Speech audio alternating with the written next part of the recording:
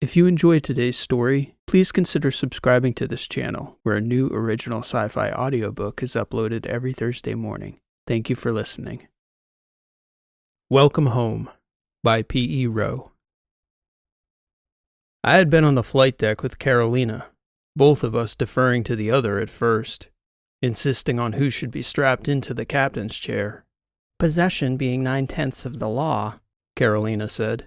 The Yankee chaos should be yours, Burch. I did abandon her out on the flats when the Trasp arrived. I suppose it doesn't matter much where we're going, I told her. Not unless we get into some unexpected scrape along the way, in which case neither of us will be flying her. So I sat where I sat, and Carolina sat where she sat, and we did our best to catch up, captain to captain. I thought it best to start small, like our trip into Trasp space to get Lita back, that we'd return to the vault, that Kristoff had gone back to Cheris for the time being. All the talk of the future could wait until we met up with Rishi and Nelius. Our story was a whole lot to take in one sitting, especially on Faith. Carolina told me all about their various adventures around the letters, trying to figure out the origins of the war. They'd had a lot of stops along the way.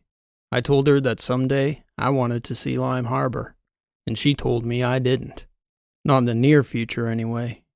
We talked for hours. I could use something to drink, Burch, Carolina said after we'd been underway for a long spell. A cup of tea? Sure, I agreed, and we floated our way back to the atrium. It was quite a sight to see around our table. Two old Ateran warriors sitting across from a much younger Trasp captain, and between them, at either end of the table, was perhaps the worst living casualty of the war I had ever seen, in the person of Soch, and then there was Ren, whose emotional scars were nearly as deep as Soch's physical scars. This Dry-Eye I didn't know much about, but the rest of them, by all rights, they should have been cutting each other to pieces. 2 years ago, they would have, but today, they were talking. For me, it was a lifetime ago, this war. For them, it was 2 years. It occurred to me that an awful lot had happened. I didn't know anyone around that table back then, except for Soch. Now the connections that enabled this strange collection of people to peaceably assemble were deep and entangled in all their psyches. I paused to marvel. Transom's eyes drifted over my way as I floated with Carolina toward the commissary. Omar was just telling us how deep into the lion's den you went, Burch. And after all that, Lita didn't come home with you. She's got her work, I answered Transom. We've all got our work. I was just asking your friends here, Burch, how it was you came to be in the war, Omar said. For us, you see, it was compulsory. Both Dr. Wren and Soch had compelling reasons for joining the letters service. Yeah, Wren joked. I was compelled. They didn't know how you came to sign, Omar continued. I'm not sure about my Ateran counterparts here, but for me, it is curious why anyone would choose to join a war that wasn't theirs. Meaning no offense. None taken, I said. Would you enlighten us? Omar asked. I was just getting a drink, I answered, looking over toward the commissary, where Carolina was already making tea. Carolina looked back at me as though to suggest we join them. Build a little camaraderie. I suppose I've been focused on the present and the future so much, I haven't had all that much cause to dwell on the past. You don't mind? Omar asked me. No, I don't suppose I do. I sort of laughed to myself, thinking about that question. How I got all stitched up in this war, the start of it. Come to think of it, I said, part of it was my own damn fault. Part of it wasn't. I shook my head. Carolina gestured for me to settle at the table, that she would bring my tea over. Funny, a lifetime apart and she could talk to me with a look. So I floated over, pulled myself down to one of the open spots, and strapped myself in. It's a complicated story, I told them, because it was. I hadn't talked about it in ages, really. Fact, I couldn't recall talking about it with anyone. So I took a deep breath and began at the start of things. Everyone knows the deltas are sparsely populated. Mostly everyone who knows any of the systems, Know about Delta Omega and Delta Phi, but most people think that's about it. We folks from the Deltas know there's quite a few more populated systems than that, but there aren't many habitable planets. In my system, Delta K was one of those places with no habitable rock. We were just a sleepy little cylinder group with less than 1 million people living in a cluster of 25 structures orbiting the rocky interior planet of K3. It was a pretty nice place to grow up, well outside the consciousness of the war. We didn't really manufacture anything useful to a war effort. Not ships, not bots, not even people, really. And we were certainly so far from the front that there wasn't any strategic interest. For us, the war was more a thought experiment than any concrete circumstance. Sure, we used to debate the issues in our civics seminars as students, even a bit in our real politics, small as our government was, even by Delta standards. So it's a fair question. How does a young man from Delta K end up signing up to get his legs and arms blown off? And more. I guess it started at K-Day, which was a bit like the half-year mark celebration during our winter months, about 6 months out from Founders Week. A much younger version of me made the trip over from my home, C13, to C1, where they were hosting the bulk of the youth celebrations. You'd have to picture a much handsomer version of this Hale Burch, mind you. One with no scars, all his parts in working order, a fuller, darker head of hair, and a brighter and more innocent outlook on the galaxy and his fellow humans. I had a sweetheart over on C1, so Founders Week and K-Day, I wouldn't miss it. They ran extra shuttles and all kinds of events, and I took advantage of all that to see April as much as I could. Sometimes we'd stay at the events together, sometimes we'd sneak off. She was from C1, so she had a pretty good sense of where we could go to be alone together. Last night of the celebration, they had a big drone show up in the main level. It was always quite a spectacle. Music, dancing, lights, and tens of thousands of drones racing overhead, leaving streaks of light all across the interior of the drum. A living sea of colors. Best night of the year. About halfway into the celebration, holding hands in the dark, April pulled me away to a lower causeway, probably 4 flights down. Seemed more like a service walkway than any public access. I didn't ask questions. I was sure sweet on April Haynes. I'd have followed her anywhere she pulled me. Like I said, innocent outlook. It was dim down there, and quiet. We could hear the echoes of our footsteps about as clearly as the hum and beat of the music up in the main room. We were only there together for maybe 10 minutes or so before something shook the whole cylinder. Something that sounded like an explosion. What the hell was that? I asked April, looking out the side hallway into that dim causeway. Sounded like a ship must have crashed into the cylinder. It's part of the show, she told me, pulling me back toward her. But I smelled something, and I could hear voices. It sounded like they were screaming. The music stopped.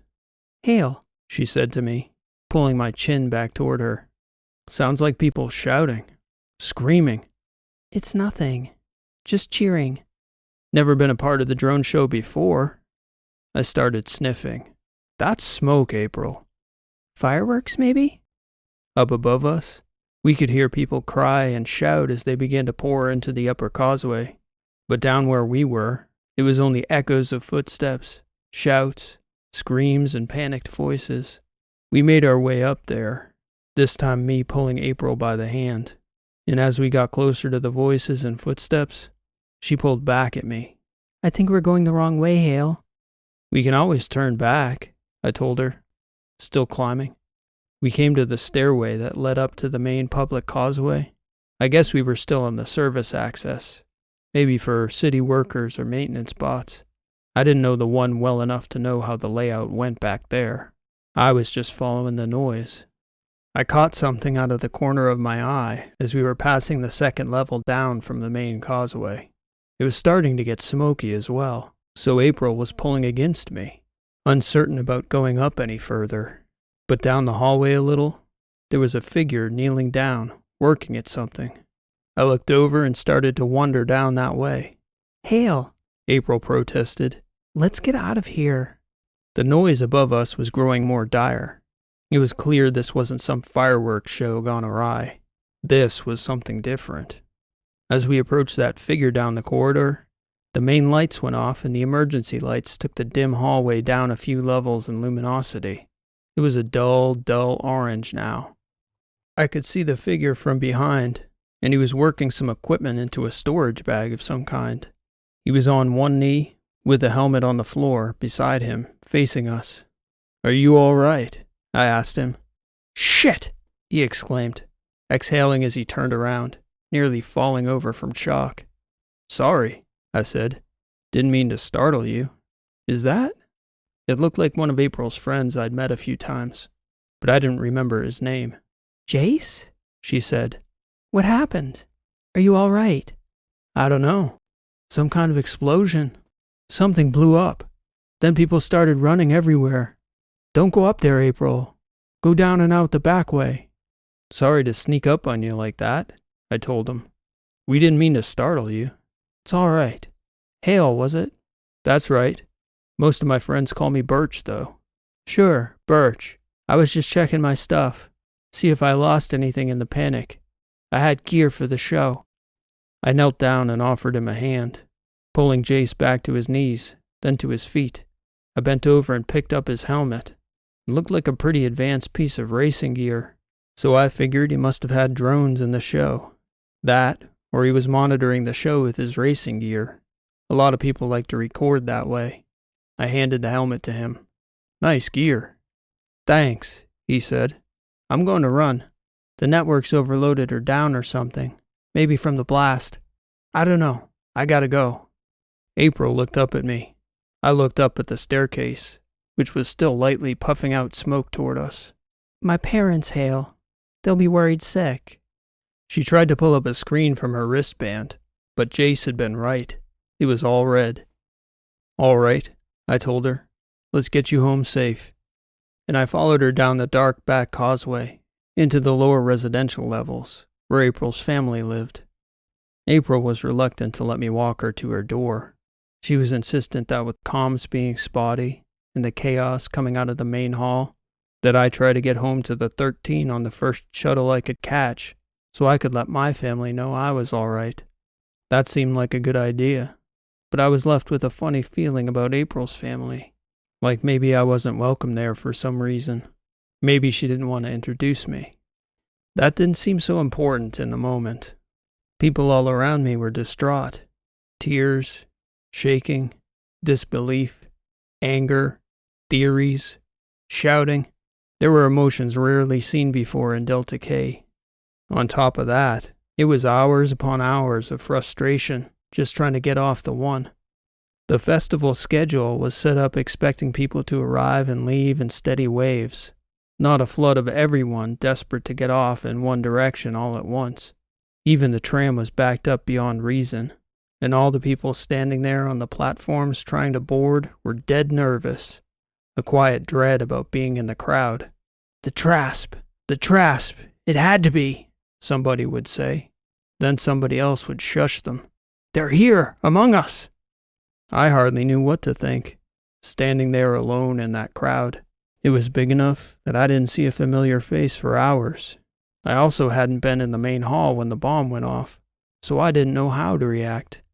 It struck me that there was a whole lot of crying and screaming, but from what I'd heard it was one device, and all these people couldn't have been that close to it, so it confused me why they were all so inconsolable. When I finally did get aboard a shuttle, the captain announced it was going to drop off anyone through the teens. That was 7 stops. And owing to the orientation of the cylinders at that point in the cycle, the 13 was dead last. I didn't get home finally for 3 more hours. What April had said about my family being worried about me, I had thought it might be true. Maybe my mother was, a little, sure, but it was more mild concern than worry. My 2 younger sisters, they pretended to be disappointed that I didn't get blown up. They followed the lead of my older sisters, Adara and Jira, who still hadn't grown out of their genuine childhood resentment of my existence. Really, it was Adara who was the ringleader. But even with those two out of the flat, Giesa and Min wouldn't so much as extend a genuinely kind look my way. I never thought they really disliked me, though. They were just following. I ate, lay down, and listened to what the newsfeed had coming in about the incident at K-Day. Nothing definitive was the catchphrase everyone kept repeating. The leading theory was that it was some sort of Trasp incursion, but I doubted that. It was too small a thing for the Trasp to even bother doing. To what purpose? We didn't produce anything useful. We were light years from any contested area. We were so far out of the way from any vital interests. Even hiding resources in our system wasn't practical. That was part of what made Delta K so special. The following morning, when I woke up, the news had changed. I wasn't really paying all that much attention to it, because I had a football match. But then that football match suddenly got cancelled. So I checked the news to see if something else had happened. But that was not the case. I couldn't figure out why the league would cancel our match, seeing as it was on the 9. The news was saying the DKCC were looking for a group of locals who'd work together to orchestrate what they were calling a deliberate bombing of the festival. 4 people had been killed by the explosion itself, and 12 others trampled to death in the rush to get out of the main hall after. There were 30 or so people with major injuries still hanging on. Countless others had cuts and bruises, scrapes, sprained ankles, ruptured eardrums, and the like. For a place like Delta K, in a time like that, for me, all this was unthinkable. Comms were all back up again, so I pinged April to see how she was. She didn't answer initially, which wasn't like her at all. She'd always pick up or message me right away to tell me why she couldn't talk. Instead, I waited about an hour through breakfast before I finally heard back from her. It gave me a lot to think about, she told me. A girl on the Miston floor got killed, Hale. She was my sister's age, 24. She was going to get married. That's a damn shame, I said. Whole life ahead of her. Not anymore, April replied. I was up all night thinking. We don't have time in this life for anything that's not important, not meaningful. Maybe so, I agreed. Hale, I'm sorry, but I don't think we should see each other anymore. What? Our relationship was never going anywhere anyway. Don't get me wrong, I like you, Hale. But it's just that. We had fun. We should leave it at that. I wasn't thinking of leaving it at all, I told her. I was blindsided. It was never anything serious for me, April said. I think you knew that. Not till now I didn't. Is this about the bombing? It's about living the kind of life I want, Hale. That's all. Living every day to the fullest. And I'm not sure we should be together anymore. I don't think you're a part of that. I didn't fuss about and cry and feel sorry for myself over April. But I'd be lying if I said I wasn't angry and confused about the sudden shift in her feelings toward me. So I did what I usually did back then, when I had nothing to do and something to work out. I called my friend Wind and asked him if he wanted to get a workout in. Wind was a good teammate of mine, and probably my best friend in the 13. He'd even been over to the 1 with me a few times and met April and her friends. So as we were doing reps, I told him about April. Wait, he replied. You were over on the 1 when the bomb went off, Burch? I guess, I told him. We snuck off into the lower levels. Did you see anything? Hear anything? Wind asked me. Nothing really. I mean, we passed her friend Jace on the way up to investigate the noise, but he told us to go the other way. Plus, there was smoke all over the place, so we got out of there. That's all. You must have been pretty close if there was smoke in that causeway. I suppose, I agreed. What of it, Wind? It's funny, I guess, Burch. Something like that happens. First real thing that's ever happened in Delta K in centuries, and all you can talk about is April Haynes dumping you. I don't know if I'd call that dumped. Oh, that's what it is all right, my man. You got dumped. Get over it. Next set. Wind and I probably worked out for a good couple hours. Resistance training and then sprints. It was a leg day if I remember correctly, ironically enough. And then, as we were leaving the athletic compound, a news alert popped up on every float screen in the place. All over the walls, too. The audio played cylinder-wide, and given we were on the 13, it must have been playing all over Delta K. Authorities are looking for a group of activists of potentially 30 people or more. They are likely in their mid-20s to early 40s. Wind and I couldn't help but stop and watch. It was the only real news. Like he'd said, the first thing to happen out there in ages. The group is technologically sophisticated. Many of the one-cylinder's internal monitoring systems were disabled.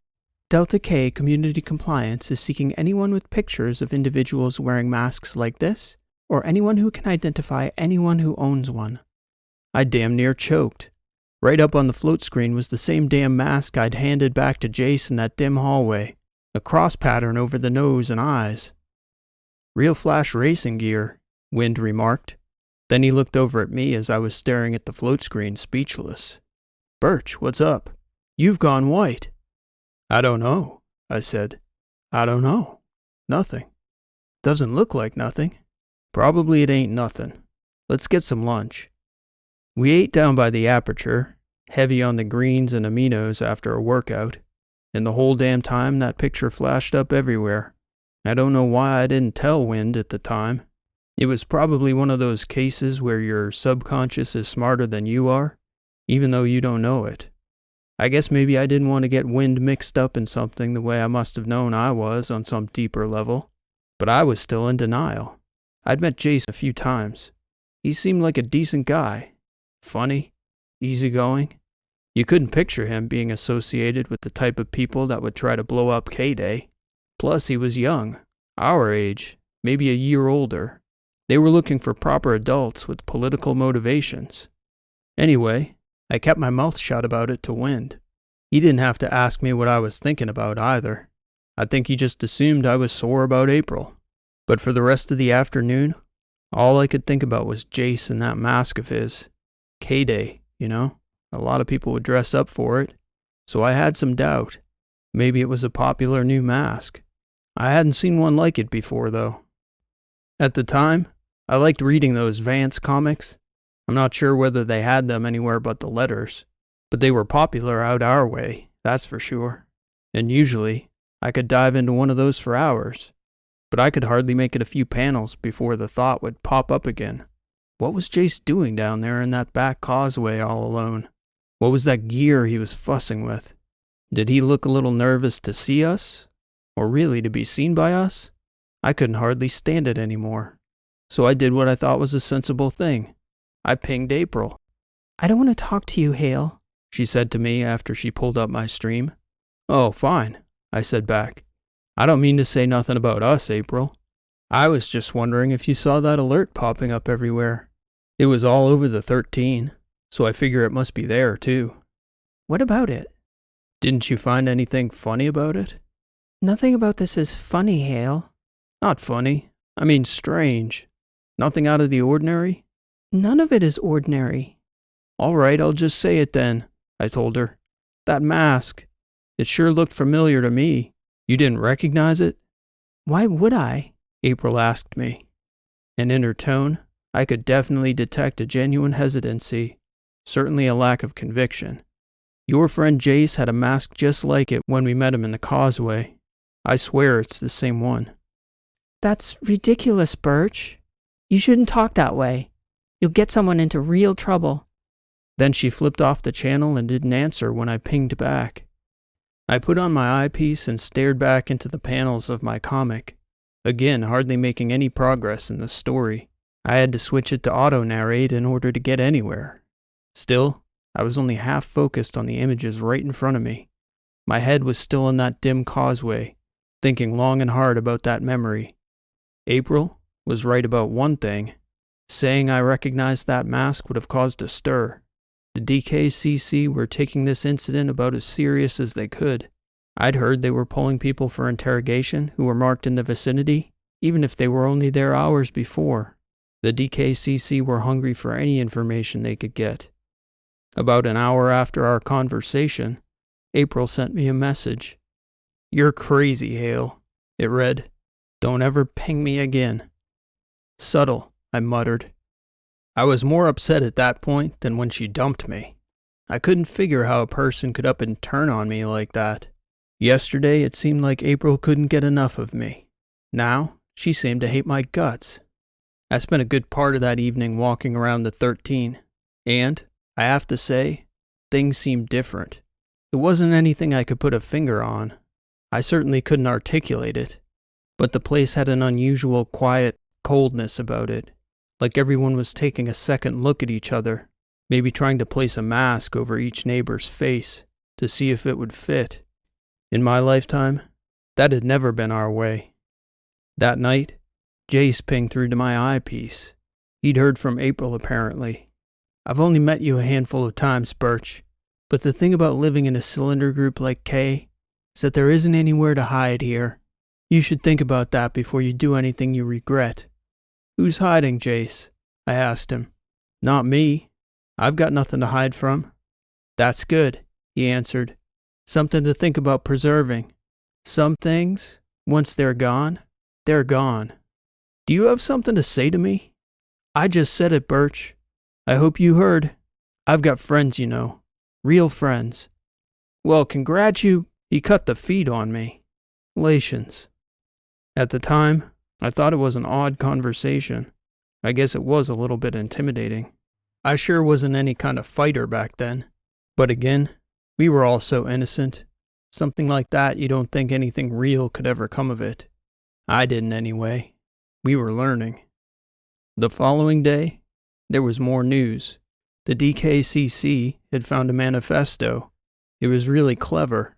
There weren't a lot of ways to leave a fully anonymous message for the authorities without getting yourself caught, but they'd somehow programmed a binary signal to go off in the laser panel on the main light bar. Nobody noticed it till the evening, but it had been flashing on repeat, drowned out by the daylight of the main bar. At twilight, it appeared on the wall near the explosion site, and somebody took enough of an interest to record it and decode it using the city's central AI. They didn't release the whole message, but the portions they did quote left little doubt. The whole thing was political, designed to get the people here to pay attention to the war. In their view, we were all too happy to pretend the slaughter of millions of people wasn't happening, going about our happy lives undisturbed. They urged action, which I thought was a strange idea back then. After all, what action could even 1,000,000 of us do to sway the fate of that whole war? Collectively, we could have barely scraped together the resources to form a small armada of well-armed cruisers. The way things were going along the lines, Burning Rock and Richfield, or back on our side, what had happened at Vario, the Delta K battle force would have been space debris in minutes. Things were getting funny in our peaceful little enclave. All over the cylinders, people were talking, assembling, holding meetings, official and unofficial, taking sides, fuming at those who took the other. This seemed to happen so spontaneously, even as a teenager I had a funny feeling as to how spontaneous it had really been. That afternoon there were people gathering at the apertures in nearly all 25 cylinders. And to my shock, these gathering groups, well planned all, were coming together in support of the terrorists. On the 13, they were all young, near about my age and older. I even knew a few of the faces that got spread across the network. Meanwhile, there was the disgust of my mother and father, who both vehemently disagreed with the ideology and the methods of the terrorists. My dad had always believed that Trasp had staged the start of the war. He thought we lettered systems all should have banded together with Edoras and put them down at the start, and ended the war outright decades ago. Every day the war pounded on, he considered a sign of our leaders' cowardice and an affront to humanity. Most people in his generation agreed with him. Me and Wynn didn't go down there to all that chaos at the aperture. We got another workout in, only talking about the news sparingly. But even him, I could tell he was paying attention. I think he was like me, wondering why we even had to choose a side in the first place. It wasn't our war. I didn't hear from April or Jace that day. I didn't talk to nobody about them either. But I'd be lying if I said I wasn't thinking about it. I guess I hoped the DKCC would do their jobs right, catch the group outright, without my needing to accuse anybody of nothing. By the following morning, though, the indication was that the authorities were floundering. They hadn't pulled in any real suspects, just random witnesses, and this made the entire cylinder group uneasy, that a bunch of dissidents who had bombed their own would be walking around among us, waiting for their next opportunity to strike. And given the remorseless tone of their manifesto, it sure could have come at any time. My parents started noticing that I was paying a lot of attention to it. Usually, they didn't hardly notice anything about me at all.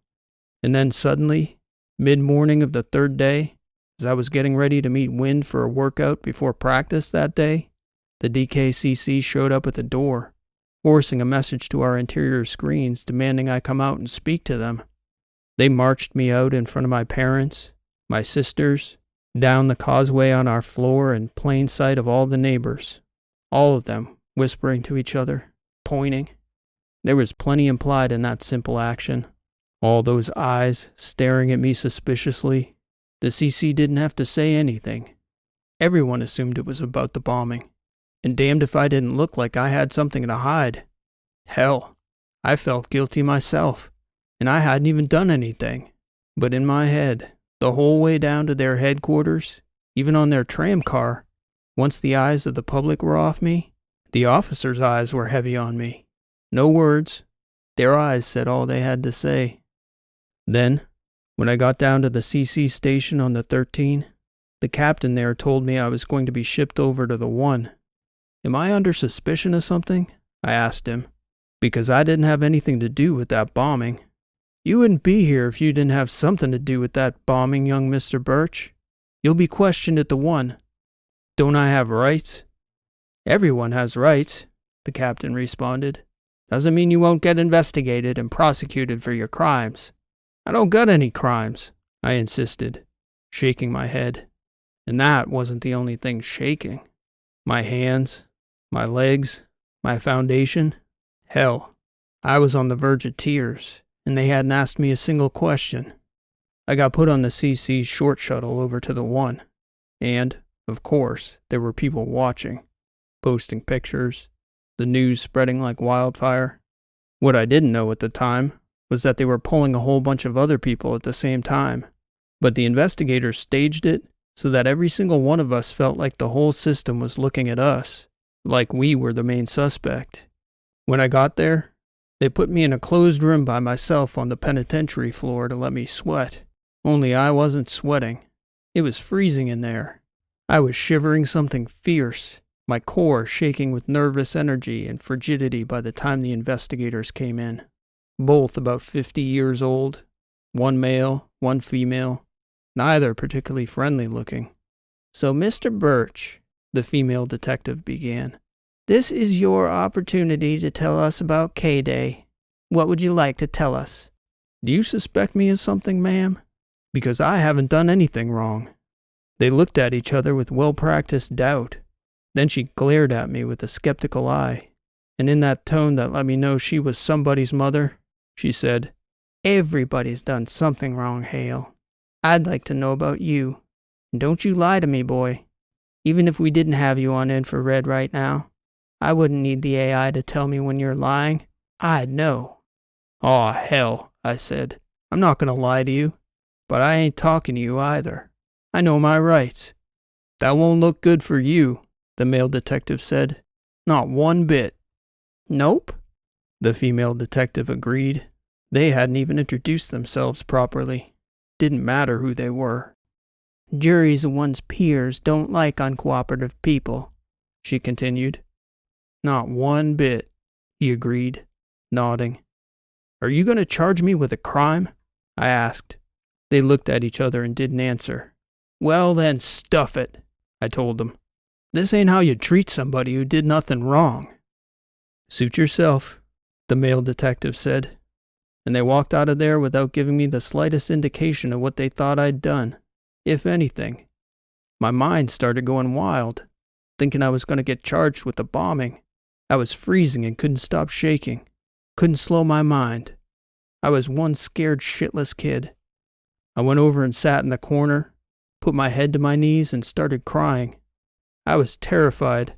which I guess was their objective, trying to get me to spill my guts, and they let me stew in it. Didn't give me a sip to drink, or a bite to eat, or a friendly word. The longer I sat in there, the more I calmed down and got my head about me, though. One thing I'd read about in my Vance comics was a lot of crime stories. I started thinking about how the worst thing you could always do to get yourself into worse trouble was to talk to these people. They always had ways of tricking criminals into talking. And to me, in the comics, it always seemed almost unbelievable why they would do themselves in like that, add to the evidence by running their mouths. Now I understood. I was still certain I hadn't done a single thing wrong, yet every instinct in my body was compelling me to try and talk my way out of something I hadn't even done. At worst, I'd delayed coming forward with something that might not even have been a real lead. Well, they kept me boxed up there in the cold for a few more hours before coming back in. This time it was just that female detective. She called me back to the table. "I ain't got nothing to say to you," I told her. "Not without representation." You don't get assigned representation if you haven't been charged with a crime, Mr. Burch. And we haven't charged you yet. Sounds like you did commit a crime, though. Perhaps we're just figuring out what to charge you with. Are you sure you don't have anything to tell us? As I said, you can stuff it. I ain't done nothing. I just know my rights is all. Good to know. I'm sure that'll be a relief to all your neighbors when the next bomb goes off. Hale Burch may not give a damn about their lives or about the community, but damned if he doesn't know his rights. I'll be the first in line to let everyone know. Hale Burch knows his rights. Screw you, lady. Am I free to go? Does it look like you are free to go? No, you are not. You are being held as a person of interest in a terrorism investigation. We can hold you without charging you under the charter. How long? I guess you're going to find that out, Mr. Burch. You're going to count every second, I'm sure. Well, either they were at the end of their time, or she was giving me a hard time to get me to cave in, because it wasn't too long after that, they marched me out of there. And damned if they didn't march me right past April, who was sitting on a bench down one hallway. No accident those investigators did that. Probably just to see our reaction. April just about stared a hole through me. And as I passed, I guess she couldn't contain whatever anger was building up inside of her. You rat! Hale Burch, you did this! I just looked back at her and shook my head. Then those CC assholes dumped me outside the precinct where about 100 people were hovering around. I don't know whether they were journalists or just nosy busybodies with nothing better to do, but they harassed me all the way to the tram, and a few even followed me onto the tram and back to the shuttle bay. I could see them staring at me with their eyepieces, taking pictures, posting them to their feeds, no doubt. You see that, too, in the comics, when someone gets put into public like that after getting pulled. People try to hide their faces, for all that's worth. And I have to say, I had that instinct, too. But I didn't. I wasn't a criminal. I wasn't a rat. And I didn't have any reason to hide who I was and what I was about. So I kept my eyes to myself, and my head up, and my mouth shut, and headed home. If I felt unwelcome in my own home on normal days, this kicked it up quite a few levels. Both Giesa and Min had caught whatever fever was going around the network with some of the younger kids, supporting the cause of those terrorists. Now they had reasons from outside the house to justify the way they'd always acted on the inside. They learned the word rat from somebody's feed, and with plenty of April and Jace's friends calling me that with no cause, they adopted it. I never got much love from them before that, but I got called rat every time I left my room to eat, or any other time I left the room for that matter. And whenever times like that bothered me before, I could usually just go out, walk around or ping Wind or somebody else on my team to get a workout in. But after what happened on the tram ride home from the DKCC, I didn't want to go out either. The following day, mid-morning, I was reading my comics, skipping out on my lessons I was already falling behind in, and I heard a commotion outside. One of the girls screamed, and I heard my dad shout about something. Then I heard a voice outside our flat shouting something I couldn't make out. So I stepped out my room and into the flat to see my sisters and my dad already gathered at the front door, and my mother walking up behind them with her hands in her hair, her face in utter shock. "Hale!" she shouted at me. "What the hell is this?" "What the hell is what?" I asked her. I was in my room, and as I come around the corner, I could see, there at the open door, there was a smashed plate on the ground and a pile of noodles on the doorstep, with a few hanging off the two halves of the slit-open front door. In the causeway outside, there was some guy in a dark racing face mask shouting all kinds of names at me, most of which were some form of the word rat, with other colorful adjectives attached. "What do you have to say about all this?" my dad said, looking over at me angrily. "Your sisters are upset." I looked at them, and they did seem genuinely rattled. This was sure a first for our family, getting plates of noodles thrown at the door. But I wasn't all that upset about something that looked like a half-baked prank. I was more upset that I was sitting in my own room, minding my business, and they were all looking at me like I'd thrown the plate of noodles at my own front door myself. "Damn shame," I answered my dad, looking down at the doorstep. "Looks like a waste of a pretty decent plate of noodles." "You're gonna clean this up, smartass," he said. "Like hell," I shouted at him. "Let the housebod do it. That's what it's there for." And then I went back in my room, shut the door, put my headset on, and didn't hardly come out till dinner. But that wasn't the last incident like that. Delta K's community network wasn't so secure as places like Athos or Helenia, where there were billions and billions of people across each metropolis and hundreds of thousands on each residential cylinder. So there were hackers and pranksters who had ways to bypass residential network security. There were people who could force a notice the same way the DKCC called me out of the house. That evening, after it got late, we had 5 or 6 forced messages. Same things like what that kid who threw the noodles was saying. Rat and all that. But they got progressively more threatening. It was to the point my mother called the CC herself complaining about it. And before they even arrived, another one came in that just said over and over, "Rats leave the ship." Not a great thing to hear when you live on a space cylinder. When the officer came out, a local model CE bot standing beside him, he didn't look so concerned, shaking his head, reluctant to even file a proper report, much less do anything.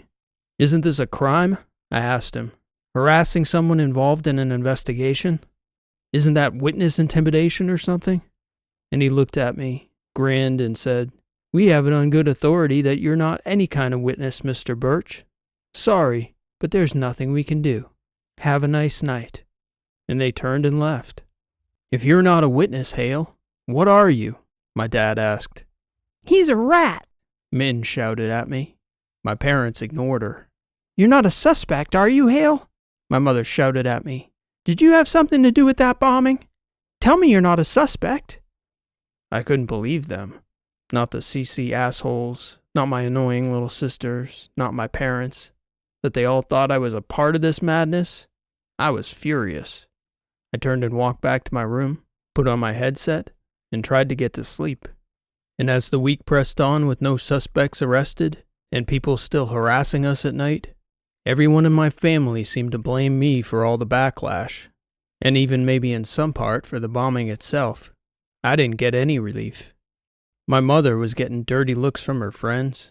The neighbors were after my dad to explain what was going on, whether he was harboring the bomber in his home. Then that female detective from the one cylinder started pinging me, leaving me messages, telling me she just wanted to talk. I sent her a message back, saying she could have talked to me from the beginning, but they didn't seem so interested in my story before freezing me out and treating me like a terrorist, so stuff it. About the only one in those days I could count on for anything, other than dirty looks or noodles thrown at my door, was Wind. I'd tell him what was going on, and he'd shrug and just say, "Man, Burch, that's something." I couldn't tell how he felt about much either way, but I figured if he thought I was mixed up in this bombing, he wouldn't have still been working out with me. I didn't ever feel like I had to convince him of my innocence or anything. I just told him the truth as it played out from the jump. About an hour before the whole thing unraveled, I got a message from April that just read, This is all your fault, you rat. I'll never forgive you, Hale Burch. I wish we'd never met. I think I just laughed at it. You get enough thrown at you, stuff eventually just starts bouncing off. You come to expect negativity from every direction, and you can either let it suck you under, or try to become immune to it. I did the latter, and I don't claim it's through any kind of virtue or anything. It wasn't that at all. Nothing noble. I was just really, really pissed off, and I was bloody defiant. People calling me a rat everywhere I turned, throwing noodles at my front door, force messaging my flat at all hours, threatening me. Screw them all, I figured, and screw April too. Did she think I was happy I'd met her at that point? That thought was worthy of a laugh.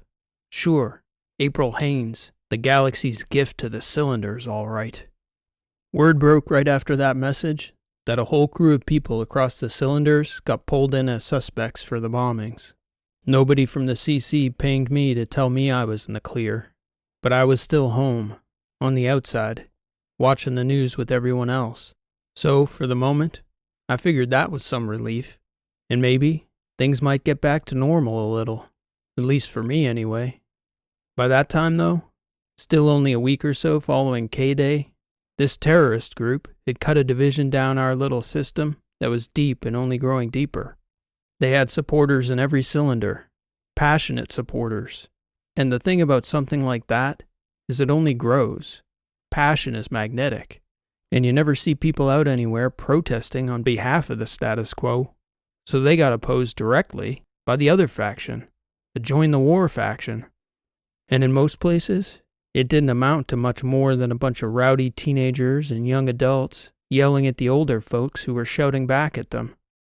But on the 4, it turned ugly. There, only a handful of these dissidents turned out to deface a mural in the park space with anti-war slogans, and a bunch of neighbors who lived near the park came out and let them have it. A couple of those protesters got beat pretty good with their own helmets. The neighbors all got pulled in on assault charges, and the dissidents ended up getting what they wanted, sympathy from impressionable kids like my younger sisters. From there, the temperature in the system only got turned up.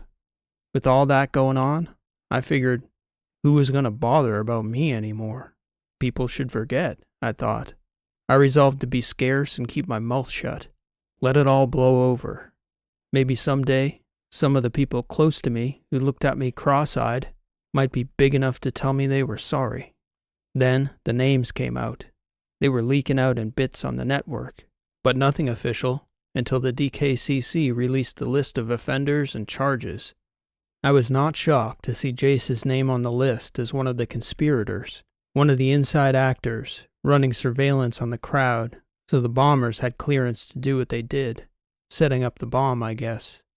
I was shocked to see April Haynes' name on the list as an accessory. I couldn't believe it, actually. Never in a million years. She was nasty to me, sure, after she dumped me, but I could only think of that sweet, cute girl I'd been attracted to in the first place. I started thinking, though, first about some of the political things she let slip every now and again. I'd never probed too deep at the time when she said them, because I didn't much care for politics, but I also didn't want to mix up a good thing by getting into an argument with her. The next thing I started thinking about was that night of K-Day itself. I started thinking about that coincidence of April pulling me down about 4 stories for some alone time in those tunnels exactly 10 minutes before the blast went off. Accessory? She must have known. And that thought turned my head around. I didn't know what to make of that. I stewed on that for about a day, and then, suddenly that detective forces a ping through to my headset, intruding on a comic I was quite enjoying. I still wasn't going out much. Mr. Burch, we understand you had no prior knowledge of the incident. I hope you'll understand that we were just trying to get to the bottom of a tragedy that cost some very good people their lives. Now they'll have justice. If that's what you want to call it, ma'am. I'd say it's good to know you care about what I think, but I know better. Why are you bothering me? I got nothing to say to you. I wanted to let you know you are going to be called in to testify as a prosecution witness, and the prosecutor is hoping that you'll do so willingly. And get called a rat some more by my own family? No thanks.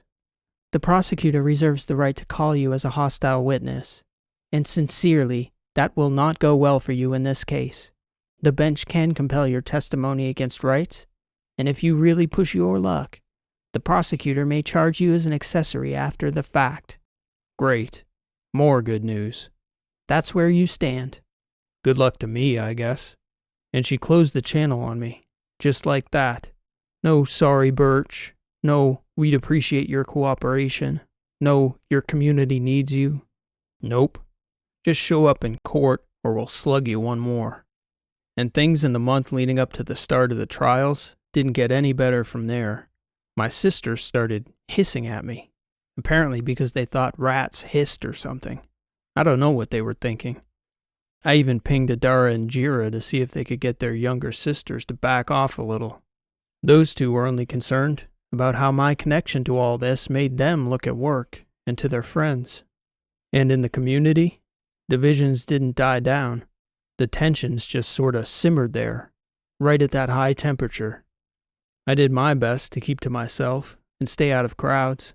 Even after workouts with Wind, we'd take our post-workout meals back to his place. Wind's dad was about the only adult on the whole 13 who made it a point to listen to me, hear me out, understand my perspective. Well, he said, hardship teaches us valuable lessons, Hale. You're getting an awful tough one for a young man, but I'd say you're doing admirably, and I'm proud of the way you've handled yourself. That means a lot, I told him, sincerely. 2 days after that conversation, 5 days from when the first trial was scheduled, me and Wind got jumped by 5 other guys in masks on the causeway down to his family's floor. I was a little bigger and stronger than Wind, and he was a little faster than me. But that boy had some fight in him. Still, neither of us knew how to fight, and we were well outnumbered. We got kicked around pretty good before they ran off. They'll catch 'em, Wind assured me as we were assessing each other's knocks and bruises. CC's not messing around with this stuff anymore. You gave almost as good as you got, Wind, I told him. Pretty good scrape, he said, shaking out his sore knuckles. Would have busted one of those suckers bad if they hadn't been wearing those heavy masks. Gutless. I guess so, I told him. I've been listening, you know, but I guess I didn't realize how bad it's gotten for you, Burch. Yeah, the latest twist in the saga. This one's not quite as funny as noodles thrown at the door, for the record. I imagine not, he said. Then he shrugged and smiled. I tossed lunch as soon as I saw what was up. Wind went over and picked up the package he'd thrown to the side of the causeway, assessed the situation, and nodded at me. Still good? I asked him. He grinned. That's what's most important. I didn't get called in to testify till the 3rd day of the first trial. The way the system worked on Delta K was that I only had to testify once, so long as the other defendants' advocates didn't have any further cross-examination on my testimony. And thankfully, that never happened. The first defendant wasn't Jace or April or any of the lesser players at that trial. It was the main planner of the whole thing. Every last person in the system was watching. I did see April on the way in, giving me the stink eye. She was holding hands with some other sucker for a pretty face. Only he had a lot more information than I did, and still got suckered in. I stink-eyed her right back, and walked in without another thought about April Haynes until I got asked about her on the witness stand. On principle, I refused to talk. When the bench asked me why, I told them I didn't do anything wrong, and got beat up, got noodles tossed at my door, my little sisters hissing at me and calling me a rat, threatened by the terrorists, stank-eyed by more people than just April Haynes and her friends, and on top of that, the damn detectives didn't even bother to speak to me like a decent human being. The bench asked me if I realized this was a murder trial, with multiple victims and their families relying on true and accurate testimony. I told the bench I was sorry about that fact, and still reserved my rights. Then, the bench compelled me. Testify, or get prosecuted. For the first time, I told everything that happened how it happened.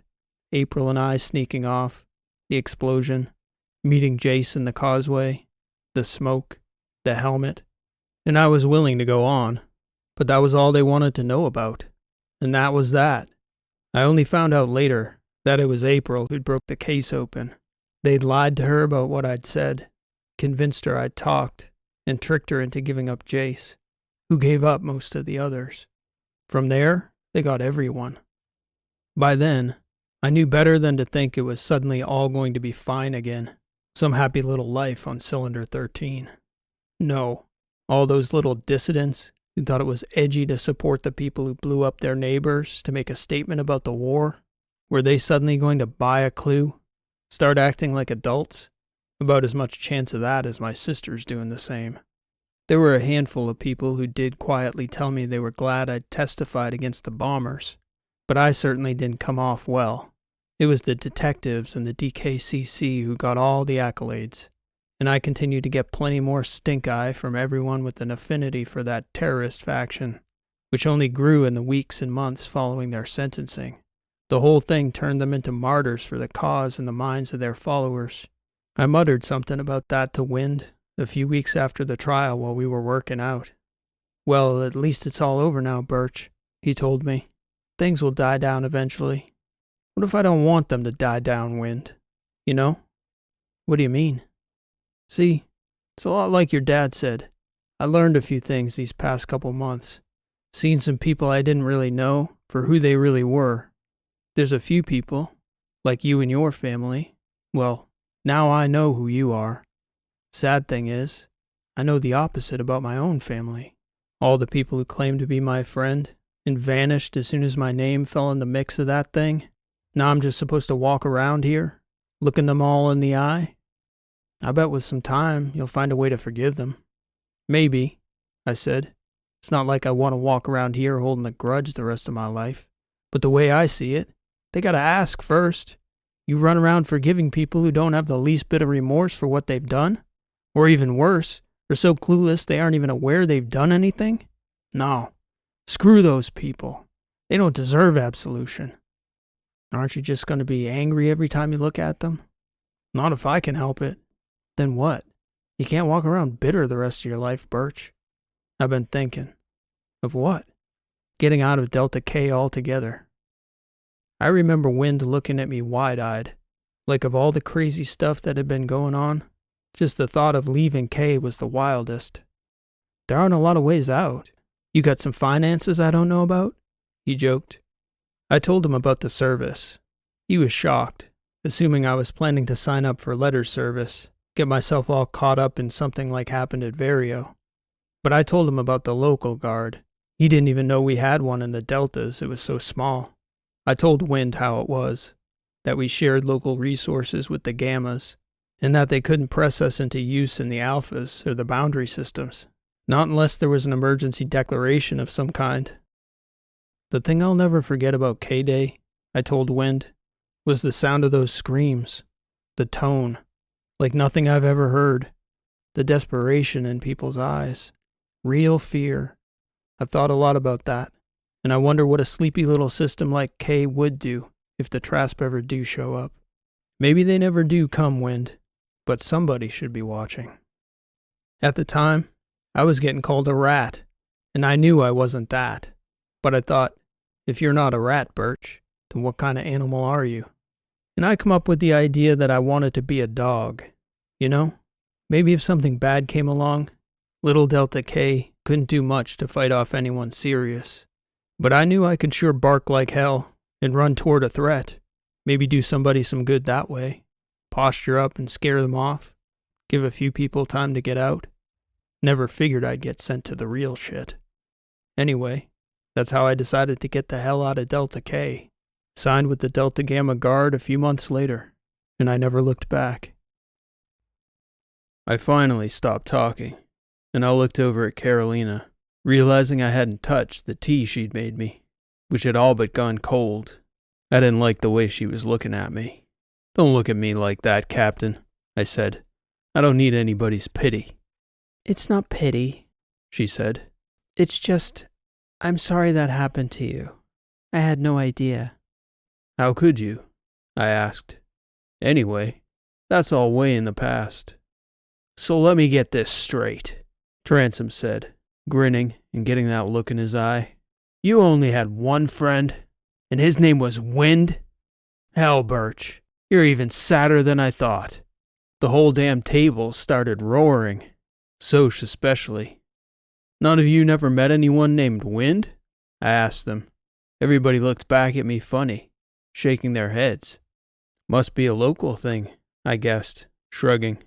I always thought it was a cylinder thing that happened all over the battery systems.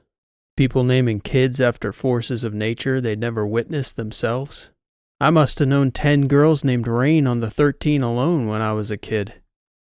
Was one of the Rains your next girlfriend after April? Wren asked, grinning to let me know she was teasing me a little. No, Transom said. Birch's next girl was Thunder. Aw, hell. I started cracking up on that one. Omar was laughing so hard he teared up. Carolina, too, nearly. When the laughter died down, Soch turned my way. You ever talk to him still? Your friend? I shook my head. It's been ages. Before I got clipped, I'm sure of that. Your sisters? Wren asked. I haven't really talked to anyone from Delta K for... I paused, because it was hard to remember now. That lifetime in between. Or at least it seemed that way. Last person I talked to from home was my mom, I think. Came down to cry over my bed on Alpha Megara when I was just laid up fresh at the body bay. They hadn't even fixed me up with legs yet. I told her the same as I just told Carolina. I didn't want her pity. She just kept crying, so I told her to go back and do it at home. I didn't have the energy to keep living and console her at the same time. Carolina was shaking her head. I think she was shocked by my bluntness. She looked like she was about to cry herself, but also to speak. Don't say it, Soch said, looking over at her. Don't say anything, Captain. Carolina was going to say she was sorry again, Burch, but I'm not, meaning no offense. I'm damn grateful all that happened to you. A man doesn't survive what you went through at the body bay if he doesn't know hardship first. All that you went through as a kid? Telling those assholes to screw off? Same kind of cussedness keeps someone half blown to hell from giving in. Gives him the stones to tell the devil he's gonna have to wait. I never said this then, but I saw you, those clunky units they gave you to lumber around on, walking like a busted warehouse workbot, getting on with your day like there was nothing more they could ever do to you to break you. And I figured, hell, if Burch can get the hell up and get on with things, then I damn well better too. So that's how it was. Sorry I never said that before. Thanks, brother, I said, and I looked back down the other end of the table at Transom, and he had that look in his eye, like he was fixing to say something real smart. You shut it, I told him. Don't press your luck. He just put his hands up, pleading innocent, grinning. Wren started laughing. I should have known better, but I looked over at her inquisitively, wondering what she was laughing about. Transom was just wondering how long it was going to take before Soch broke out the vodka berry. They all started roaring again. Vodka berry? I asked her. Then I looked over at Soch. Good to have you back, Burch, Soch said. Welcome home. Welcome home. This has been an original story, written and read by P.E. Rowe. Thank you for listening, and I hope you enjoyed this story. If you're enjoying the channel and you enjoyed today's story, I'd humbly ask that you leave a like on today's video, as it helps the channel to grow and reach more sci-fi fans like you. If you're new to the channel, today's story was an origin story for Burch, a regular on this channel's ongoing series, The Misfits. Burch's backstory was the clear poll winner from last month's topic poll. At the time of this video's release, we have an ongoing poll for an audience-selected topic for next month. Please stop by the Community tab if you'd like to participate, and be sure to subscribe and click the notifications bell to get notified when new topic polls go live. We'll be returning to the Misfits Storyverse again next week for episode 22, which is in the works now and will be out on June 27th. And the following week, we'll be back on July 4th for a story on the topic of galactic capitals, followed by episode 23 of The Misfits on July 11th. And the winner of this week's topic poll, another Heartsock story on July 18th. So more of Burch and the crew to come in the next few weeks. I had a couple folks notify me this week that they're getting notified of duplicate uploads from my podcast feed. I mentioned this in the post-story breakdown on the podcast version last week, but not here. I didn't anticipate the duplicate notifications, so sorry for the confusion. For the near future, I will be releasing the video version as normally scheduled, Thursdays on YouTube. And because YouTube is duplicating my podcast feed into another automatically generated video, I am now releasing my podcast on Mondays. So if you see a notification for a story you've watched before, there's a good chance it's the podcast version being auto-duplicated by the platform. I understand this is very confusing. I'm sorry for the inconvenience. On the other hand, if you think you might have missed some stories and you don't want to have to dive into the archive, you can always click to join the channel's new 24/7 live stream linked below. The stream is running anytime you feel like a story, so stop by whenever, especially the first few hours after this story's release, where I'll be hanging out in the chat. So drop by and say hello. And if you're looking for a new story, another one will be along next week. Same time, same channel. Until then, thanks for listening. This has been P.E. Rowe, and we'll see you next time.